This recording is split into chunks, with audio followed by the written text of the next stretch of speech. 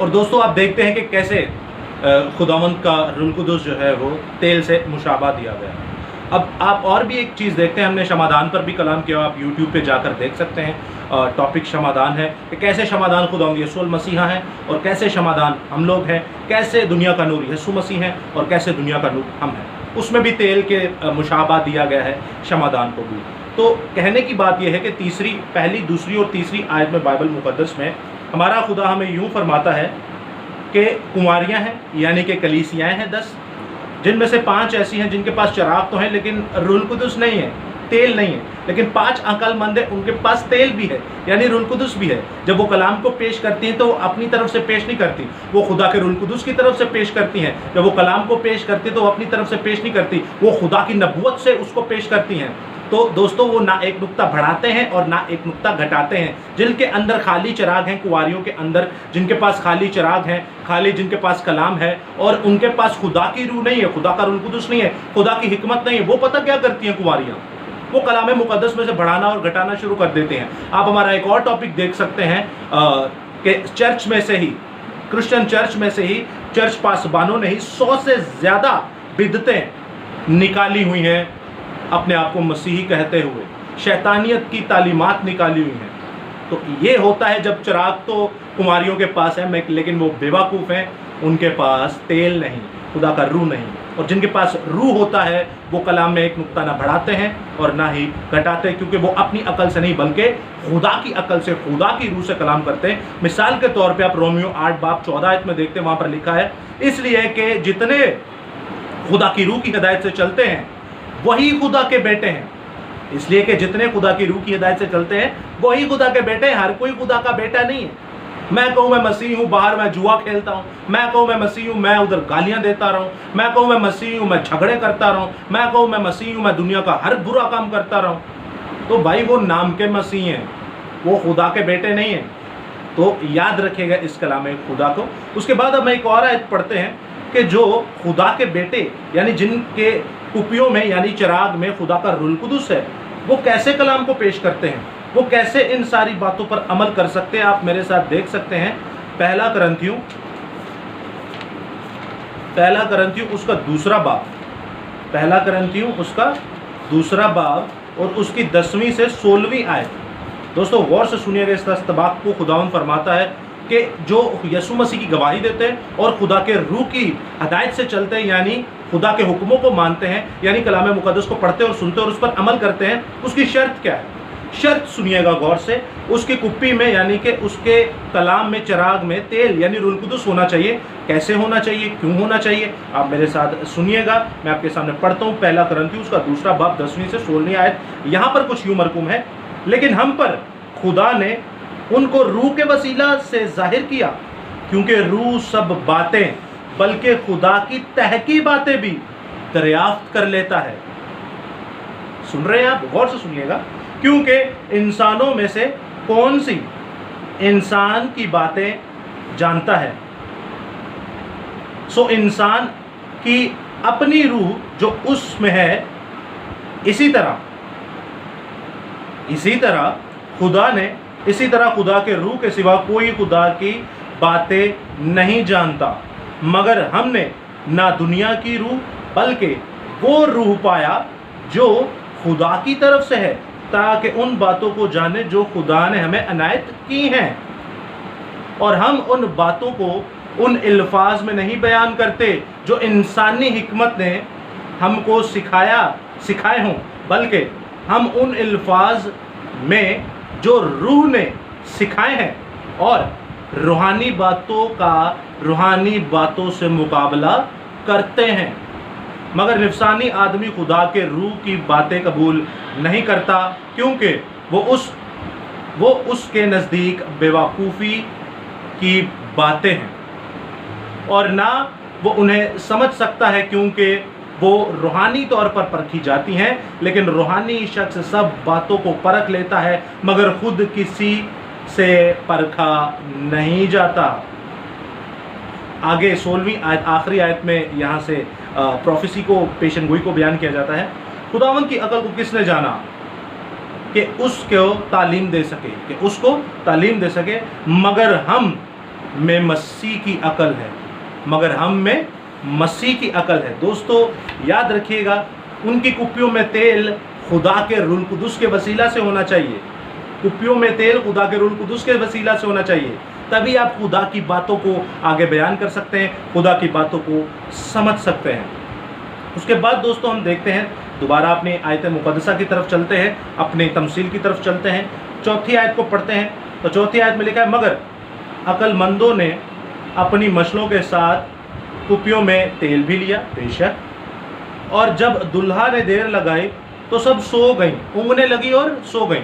यहाँ पर 10 की 10 सो गई हैं, 10 की 10 सो गई, बाइबल में लिखा है सब सो गई। लेकिन दोस्तों याद रखिएगा, जो शरीर यानी कि जो कलाम में बढ़ाते हैं या घटाते हैं, जिनके कुप्पियों में तेल नहीं, यानी कि जिनके पास ये बाइबल तो वो पढ़ते हैं लेकिन खुदा की रूह की हिदायत से नहीं पढ़ते, अपनी ही हिदायत से, अपनी ही हिकमत से पढ़ते हैं, वो शरीर है।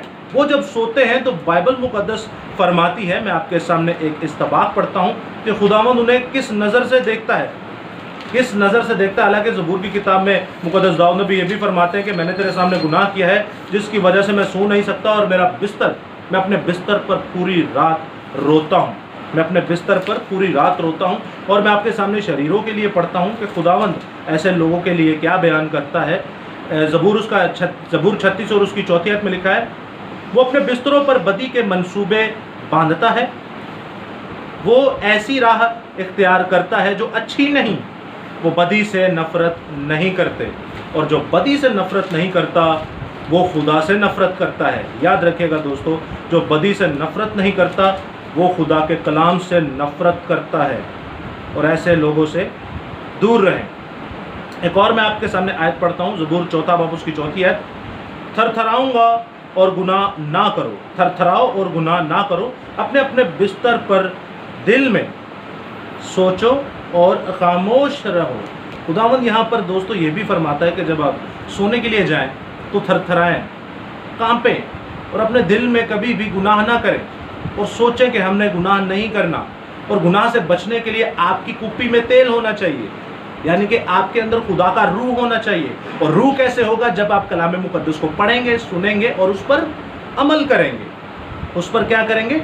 अमल करेंगे, वरना खुदावंद के सामने आप शरीर कहलाएंगे।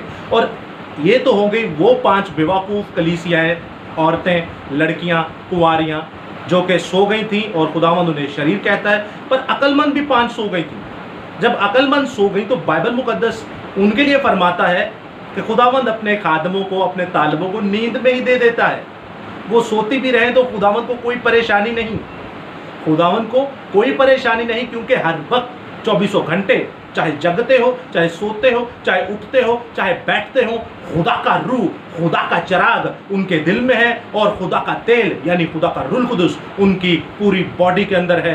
इसलिए उनका सोना भी मसीह, उनका उठना भी मसीह, उनका बैठना भी मसीह, उनका चलना भी मसीह, उनका खाना भी मसीह और उनका पीना भी मसीह। तो दोस्तों उनके लिए कोई परेशानी की बात नहीं है, क्योंकि वो जब भी सामने होते हैं और वो खुदा की तमजीद करते हैं।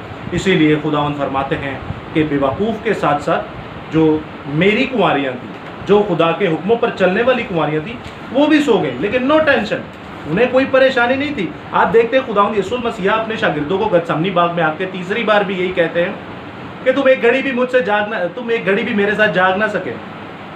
एक घड़ी यहूदी स्कॉलर्स के ज़ुबान में, यहूदियों की लैंग्वेज में एक घड़ी 1 घंटे को कहते हैं। अब वो थके हुए भी थे, बाइबल फरमाती है, लेकिन बाइबल मुकद्दस में खुदावंद फरमाता है कि जागते रहो और दुआ करो, दुआ से कभी हार ना मानो। अब रूह कुदुस जब अंदर होगा तभी दुआ होगी। खुदावंद उनके लिए फरमाता है कि रूह तो मुस्तैद है, लेकिन जिस्म कमज़ोर है। जिस्म को भी मुस्तैद करना है, रूह के साथ साथ जिस्म को भी मजबूत करना है। दोस्तों इसके लिए कलाम खुदा को पढ़ना, सुनना और उस पर अमल करना बहुत ज़रूरी है। आपकी कुप्पियों में तेल होना बहुत ज़रूरी है, वरना आप 5 बेवकूफ़ कुमारियों की तरह होंगे जिनके कुप्पियों में तेल नहीं है। उसके बाद दोस्तों हम देखते हैं, जब आगे चलते हैं तो मेरे साथ इस बात को सुनिएगा। आधी रात हुई तो धूम मची कि देखो दुल्हा आ गया, उसके इस्तकबाल को निकलो। उस वक्त वो सब कुमारियाँ उठकर अपनी अपनी मशलें दुरुस्त करने लगीं, और बेवकूफ़ों ने अक्लमंदों से कहा कि अपने तेल में से कुछ हमको दे दो, क्योंकि हमारी मशलें बुझी जाती हैं। अक्लमंदों ने जवाब दिया कि शायद हमारे तुम्हारे दोनों के लिए काफ़ी ना हो, बेहतर है कि बेचने वालों के पास जाकर अपने वास्ते मोल ले लो। जब वो मोल लेने जा रही थी तो दुल्हा आ पहुंचा और जो तैयार थी वो उसके साथ शादी के जश्न में अंदर चली गई और दरवाज़ा बंद हो गया। खुदावंद यीशु मसीह एक और भी तमसील देते हैं, लूका रसूल की इंजील में भी ये लिखे हैं कि बुलाए गए तो बहुत हैं लेकिन बरगजीदे थोड़े हैं। उस तमसील में सब शादी का ड्रेस पहने होते, एक इंसान शादी का ड्रेस नहीं पहने होता। अब वो ड्रेस, वो लिबास है क्या? वो कुव्वत का लिबास है। वो लिबास है जो खुदा ने आदम को पहनाया था गुनाह से पहले। वो लिबास है जिसे जलाल कहा जाता है। वो लिबास है जिसे नूरों का लिबास कहा जाता है। वो लिबास है जो खुदा रूहुल कुद्दुस है, जिसके लिए मुकाशफा की किताब में खुदावंद फरमाता है कि तू अपने आप को बड़ा अमीर समझता है, बल्कि तू बेटंगा है, तू नंगा है, तू बेइज्जत और बदबख्त आदमी है। मेरे से सुरमा ले ले ताकि तेरी जो अंधापन है, जो अंधापन है, वो ब्लाइंडनेस जो है वो ठीक हो जाए। उसके बाद खुदावंद फरमाता है कि तू मेरे से नया जोड़ा ले ले, कपड़े ले ले ताकि अपने बरहनगी को छुपा सके। तो दोस्तों, हमें वो कलीसिया बननी है जो खुदावंद के दिए हुए ड्रेस को यानी रूहुल कुद्दुस को यानी कुव्वत के लिबास को पहनते हैं। तो उस आप तमसील में देखते हैं खुदावंद फरमाता है बुलाए गए तो बहुत हैं लेकिन बरगजीदे थोड़े हैं। यानी कि एक कलीसिया वहाँ पर हमें ऐसी नज़र आती है जिनके पास रूहुल कुद्दुस का लिबास नहीं था। अब यहाँ पर जो तैयार थी वो उठी, वो क्या हुआ? उठी और उन्होंने क्या किया?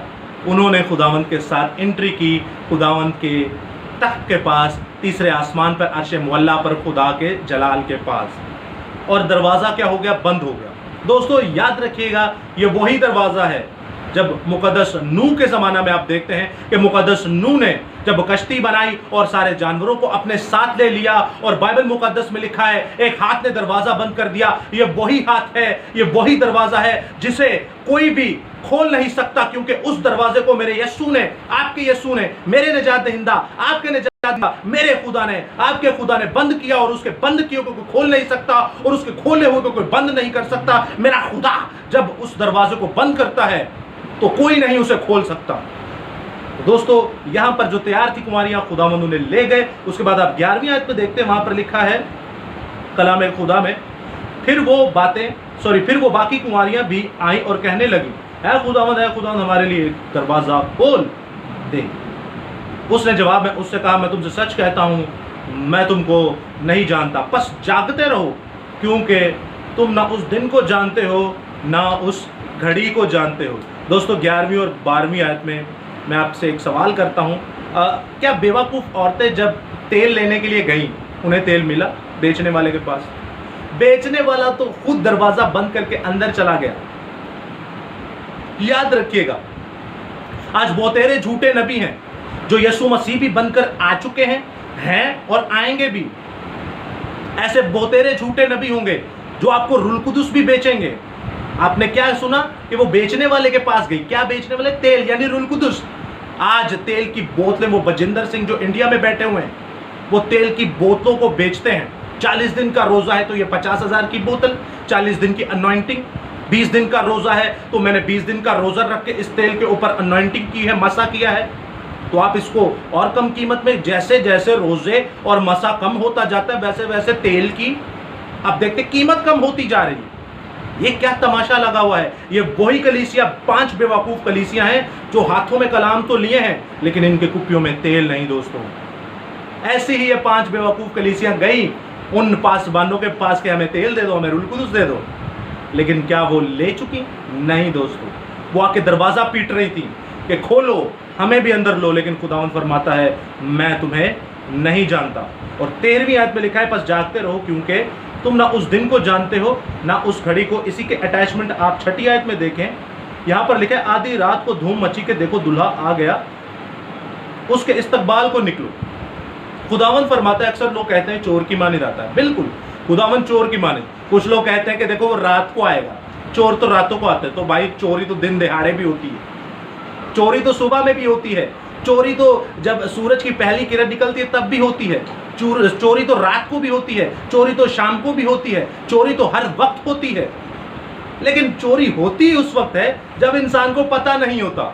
याद रखिएगा, चोरी कामयाब उस वक्त होती है जब इंसान को नहीं पता होता, पहर वो चाहे कोई भी हो, वक्त को चाहे कोई भी हो। इसीलिए यीशु मसीह कहते हैं कि तुम नहीं जानते कि मैं किस वक्त आ जाऊं। मैं चोर की माने जाऊंगा। यीशु मसीह अपने आप को चोर नहीं कहते, वो कहते मैं ऐसे वक्त में आऊंगा जब तुमको नहीं पता होगा। जब चोर चोरी करके चला जाता है फिर पता चलता है। तो खुदावंद फरमाते हैं कि मैं उस वक्त आऊंगा, चाहे वो दिन हो, चाहे रात हो, चाहे दोपहर हो, चाहे सुबह का टाइम हो, चाहे 4-5 बजे सरगी वेले का टाइम हो, जिसे आप तड़के के वेले भी कहते हैं, अर्ली मॉर्निंग, कोई भी टाइम हो। तो दोस्तों खुदावंद फरमाता है कि मैं ऐसे वक्त में आ जाऊंगा जो तुम्हें नहीं पता, लेकिन तुम्हें क्या करना है, अपनी कुप्पी लें और उसमें तेल डालें हर वक्त। फिर उसके बाद आप सो भी जाएं तो मसला नहीं। आपके पास कलाम खुदा होना चाहिए और कलाम खुदा के साथ साथ तेल यानी कि खुदा का रूहुल कुदुस होना चाहिए, वरना ऐसे बहुतेरे आएंगे। मत्ती 24 बाब में लिखा है, मुकाशिफा की किताब में लिखा है कि बरगजीदों को गुमराह कर देंगे। ऐसा ऐसा तेल का इस्तेमाल होगा, ऐसे ऐसे रूह का इस्तेमाल होगा जो आसमान से आपको भी नाजिल कर लेगा। तो दोस्तों याद रखिएगा, खुदा के कलाम को पढ़ते रहें, खुदा के कलाम को समझिए। इसका जो लबे लुबाब, जो निचोड़, जो मरकज़ी हमारे पास खुलासा निकलता है 10 कुंवारियों का, वो ये है कि अक्लमंद कुंवारियों के पास कुप्पी थी यानी कि चिराग थे, यानी कि मशलें थी, और उन मशलों में तेल था, यानी कि उनके पास कलाम था। वो कलाम पर सुनते, पढ़ते और उस पर अमल करते थे। क्यों? क्योंकि उनके अंदर खुदा का रूह था। खुदा का रूह तभी अंदर आता है जब कलाम खुदा को आप आगे फैलाते हैं, यीशु मसीह की गवाही देते हैं और खुदा के हुक्मों पर अमल करते हैं। ऐसी ही 5 कलीसियाँ होंगी जो खुदा ले जाएगा उन्हें, और बाकी जो कलाम में बढ़ाते घटाते हैं वो बेवकूफ़ कलीसियाँ हैं। सो खुदावंद आपको बड़ी बरकत दे, खुदावंद हमेशा आपके साथ हो। इस कलाम में खुदावंदी को ज़्यादा से ज़्यादा आगे फैलाइए ताकि खुदा का कलाम आगे बढ़ता चला जाए और आप और मैं खुदा के बेटे बेटियां और ज़्यादा इकट्ठे कर सकें। आमीन।